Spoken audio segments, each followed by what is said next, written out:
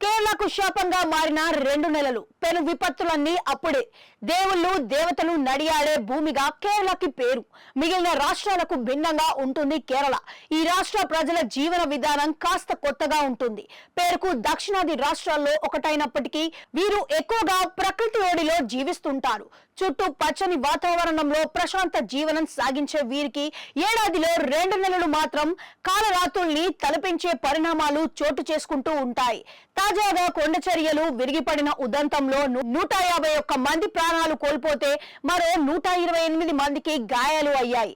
వందలాది మంది ఆచూకీ లభ్యం కావట్లేదు. వీరి కోసం వెతుకులాట భారీ ఎత్తున సాగుతోంది. ఒకవైపు భారీ వర్షం, మరోవైపు కొండరాళ్లు విరుచుకుపడిన విషాదంలో వందల మంది బురదలో కూలుకుపోయారు. మొత్తంగా పెను విషాదం కేరళను కమ్మేసింది. జూలై, ఆగస్టు ప్రాంతాల్లో ఈ రాష్ట్రంలో కురిసే వానలు, విరుచుకుపడే వరదలతో పలు విషాద ఉదంతాలు చోటు చేసుకోవడంతో ఈ 2 నెలల్లో అక్కడి ప్రజలు టెన్షన్ తో ఉంటారు. ఏ రోజు ఏ ముప్పు మీద పడుతుందన్నట్లుగా పరిస్థితి ఉంటుంది.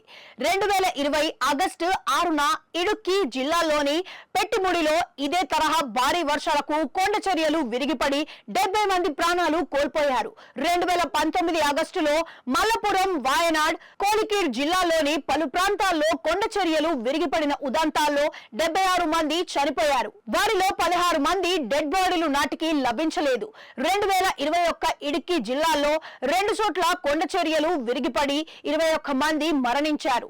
2018 ఆగస్టులో కేరళను తీవ్ర విషాదంలో ముంచెత్తిన వరదల్లో ఏకంగా 423 మంది మరణించటం, దీనిపై కొంతకాలం క్రితం సినిమాగా రావటం తెలిసిందే. కేరళ వరద తీవ్రతను కళ్లకు కట్టినట్లుగా చూపిన ఈ సినిమా ఎందరినో కదిలించేసింది. 2018లో సాధారణ వర్షపాతం కంటే 23% ఎక్కువగా ఉండడంతో రిజర్వాయర్లు నిండిపోయాయి. దీంతో కేరళలోని 54 డ్యాముల్లో 34 డ్యాములను తెరిచి నీటిని వదిలేశారు. ఒకేసారి అన్ని డ్యాములను తెరవటం ఆ రాష్ట్ర చరిత్రలో అదే మొదటిసారి. ఆ సమయంలో కేరళలోని దాదాపుగా 5,000 చిన్న, పెద్ద కొండచర్యలు విరిగిపడినట్లు ఒక అంచనా. అడవుల నిర్మూలన, పర్యావరణ మార్పులు, పెరుగుతున్న భూతాపం, అరేబియా ఉపరితల జలాలు వేడెక్కిన కారణంగానే 2018 ఆ తరువాత సంవత్సరాల్లో కేరళలో విపత్తులు ఎక్కువగా విరుచుకుపడినట్లు చెబుతారు. కేరళలోని మొత్తం 14 జిల్లాల్లో ఒక్క అలపుజా జిల్లా తప్పించి మిగిలిన 13 జిల్లాల్లో వరదలు, కొండచర్యలు విరిగిపడి ముప్పును ఎదుర్కొంటున్నవే కావటం గమనార్హం. భారీగా కొండచర్యలు విరిగిపడటానికి భారీ వర్షాలు కారణంగా చెబుతున్నారు.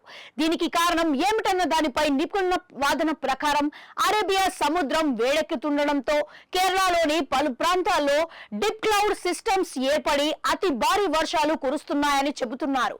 మొత్తంగా మనిషి చేసే తప్పులకు మరో మనిషికి తిప్పలు తప్పట్లేదు.